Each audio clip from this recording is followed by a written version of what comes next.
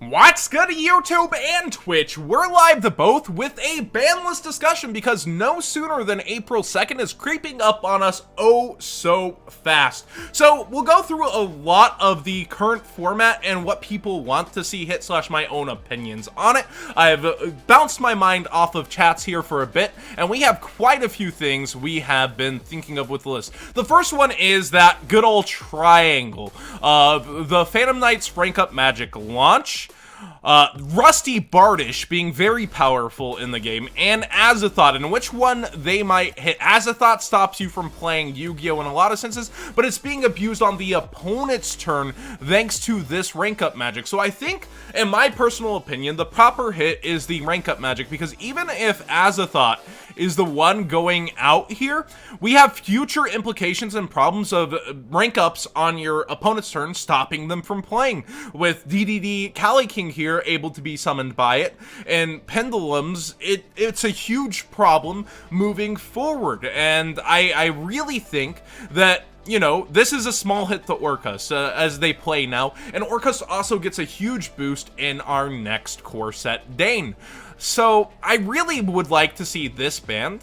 I wouldn't like to see PKs really lose this, especially with us getting Cherubini soon, and I'd like to see how that plays out. And you realistically murder the Dark Warrior engine if you get rid of Bardish too, which has already been heavily hit all over the place. So I'd personally like to see the rank up magic go. I think Azathoth will be fine. Then it'll just be a way to stop hand traps while you combo off, and we've only seen that develop once. Now let's go ahead and talk about Sky Strikers. Ooh, so we know now that there is a reprint of Engage in Battles of Legend after the WCQ, and a lot of people think that this means, hey, this is going to be sticking around. I could still see minor hits to Sky Strikers here and there. I could see Engage going to 2. We haven't heard Widow Anchor mentioned in Battles of Legend, although I would think it would be alongside Engage, and this was just the shock announcement, as it used to be worth way more, and is still worth a pretty penny at around $40 a piece. But in my opinion, we could see small hits. Now, chat said if you want to kill the deck, put this to 1. In my opinion, yeah, that would really freaking hurt the consistency of the deck, and I don't think that's what they're trying to do, but Engage still searches out at any point. I guess it promotes you using your Spell and Trap Destruction on this. Kagari could still get it back. I could see different kinds of hits happening to the Sky Striker engine still, but minor, because what then checks Solomon Greats? I don't think Solomon Greats is going to be hit on this upcoming list, despite its popularity and how much of the pie charts it's taking up of Top Cut, because it's so new. I think it's going to get a very similar time frame to Domain Monarchs, where it gets kind of 2 formats, 2 lists before it gets hit. Remember, Domain Monarchs came out during Pepe format, then it really started to dominate, then it got its Nationals, and then it went after that. I think Solomon Greats will get a very similar time frame of not getting hit on this list, and getting hit very heavily on the next list. Now let's talk dangers. There's 3 dangers in the room a lot of people are talking about. That's Danger Nessie, Danger Jackalope, and Danger Sneck, as we know it. And there's still so many other dangers to continue on that are far more balanced. These 3 really are kind of the engine. I could see Konami hitting these without them necessarily getting reprinted, even with the future support coming, a dangerous spell coming in Dane. But at the same time, I think there's a balance to them that if you hit these to 1, they're still really somewhat powerful, but at the same time, you hurt the consistency of decks like Thunder Dragons. And a lot of people have been asking how we're going to hit Thunder Dragons. Would you hit Dark? Would you hit this? Would you hit Sekka's Light? Oh no, that's just going to be replaced by Allure. There's so many different ways to play the Danger Dark Thunder Dragon decks. Dangers are an enabler for a lot of different decks in this meta game. And in my opinion, we saw Thunder Dragons top without Dangers, with pure Thunder Dragons in the top cut of Atlanta. So I think to really hurt the consistency of the Thunder Dragons, maybe you go after either Dark to 2, Roar to 1. I don't really know. These are the main starter cards, though, and I don't know if it needs it. Like, it's the smallest big chunk of the top cut, and it still hasn't had its time to win an event. You could also argue hitting the extra deck Colossus to 1 would be a huge hit. admittedly, I'm biased. It's the deck I've been playing for a while, but that walking mistake on legs, and by mistake, I mean it stops you from searching cards. It's not a mistake that it was made. It could be hit to 1, and that would heavily hurt it as a deck and turn it more into an engine. Now, something I really want to see on this upcoming list is a hit to several floodgates. Rivalry goes in, and there can be only one. At first, I really thought there can be only one was cute and somewhat harmless and a fun way to make people have to play through things. It slowly became meta-defining, and there can be only one. Alongside Gozen and Rivalry promote unhealthy gameplay. It's kind of goes towards those back row decks that really sit on it, and I don't like that style of Yu-Gi-Oh!, but at the same time, I understand it. When I compare it to the fighting game scene, it's like the people who spam fireballs and distance you. It's very similar to that, and you have to get through that, and you can with skill, but one misstep and you're all the way back to the other wall and they've spaced out properly against you again.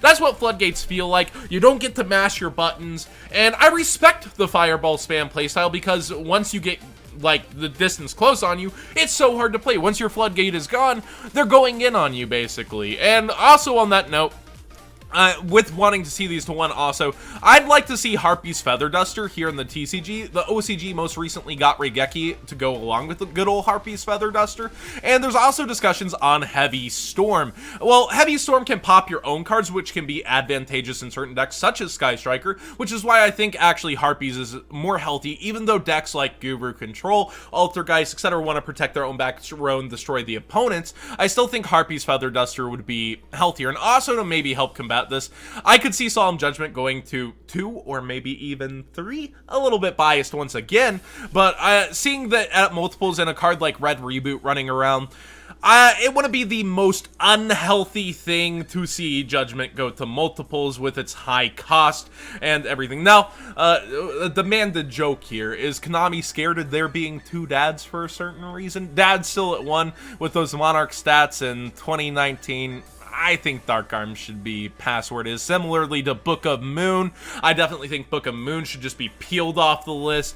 Oh no, you could trap an Xyz in the extra monster zone. How powerful. Subterror Guru's at 3. So many other cards with quick play interaction to flip things down. Like, Book of Moon's fine. Just put it at 3. Similarly, Tribe Infecting Virus should not be on the ban list. Oh no, you can trigger Mermail Atlantean card effects. Like, come on. Again, 2019. Now, I actually had an opinion on Pot of Avarice before that it should come off, but I also feel like being able to turbo out through your extra deck and then just put everything back in your extra deck might be a little too powerful. At the same time, the OCG has had no problem with it, and where it finds its balance is that it's an extender that does refresh your resources somewhere, but also can take them away if it's a graveyard deck. But it is an extender instead of a starter card, so it is slower in a modern game. Still though, I think replenishing the extra deck could be somewhat painful, so I'm on the fence about it now. Personally, I might want to see it stay on the ban list despite vying for it to come off earlier.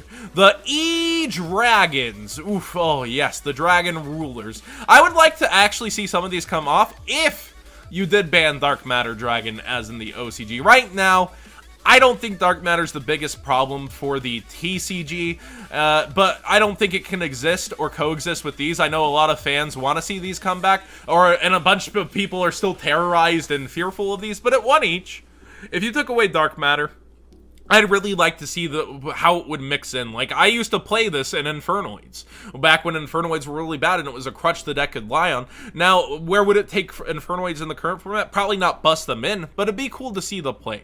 Maxi came up in the discussion also. To me, it's a 0 or 3 card. Personally, my favorite would still be to keep it at 0, but you do have counters like Ash Blossom, Called by the Grave, etc. It's just so powerful. It's one of those cards that can completely just stymie a player from being able to create a board and can become unfair, because a Maxi against someone going first is much more powerful than a Maxi against someone going second, because then you can combo through for game, even with modern day hand traps and how they work.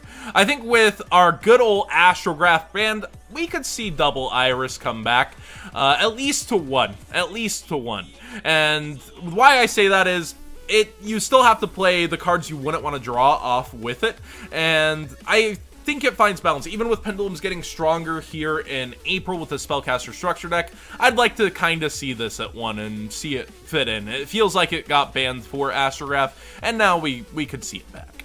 Summon limit came up in the discussion from chat among these cards. I feel like even though it's a floodgate, it still promotes you to be able to play. You get 2 monsters. Yes, that will favor some decks like Trickstars much better than other decks like Danger Thunder Dragon, but at the same time, A, it's a floodgate you see and can pop. You might be able to take care of it, and B, like, it's reactive.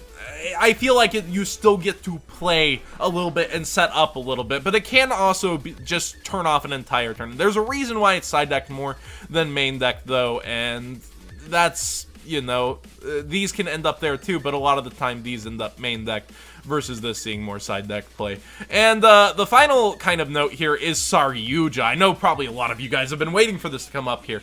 I think putting it to 1 is fine, even though, you know, Guard Dragons haven't got full power. We had the Heradic Link to play with from dual power. I think seeing it to 1 is fine. It's an overpowered card. Billy Break told me it's a Pokemon card when he read it first. You draw 4, put back 3, special summon. It's an extender, it's a hand resetter. It's too crazy, and with Guard Dragons, you can still reset into something you don't want to leave on the field necessarily, like Borer Load, but the options are still there. It's not like you just took away all options. You just you took away the superior extender and you put board presence instead in place. So with the Guard Dragons being as powerful and ridiculous as they are, but still not defining the meta currently, I think Saryuja is just so strong, and seeing the Guard Dragon engine splashed and stuff like Thunder Dragons, Saryuja, yeah, you could go to 1 and force people to leave something else on the board. That's my take on it, though. What is yours? Chat's had plenty to say all through here. Howdy, children. Dad. Yeah, it's okay. It's okay to have 2 dads in 2019, trust me. But that's my take on it. What's your guys' take on it all? Subscribe if you haven't already. Give this video a thumbs up if you enjoyed the conversation. And I think the ban list really could shape up interestingly. I know dual power actually got moved back a little. Some people are trying to say, oh, that's real proof the ban list is coming April 2nd. And I think it'd be hilarious if Konami dropped it April 1st. But I usually don't do these discussions ahead of time, and I really felt like doing one today.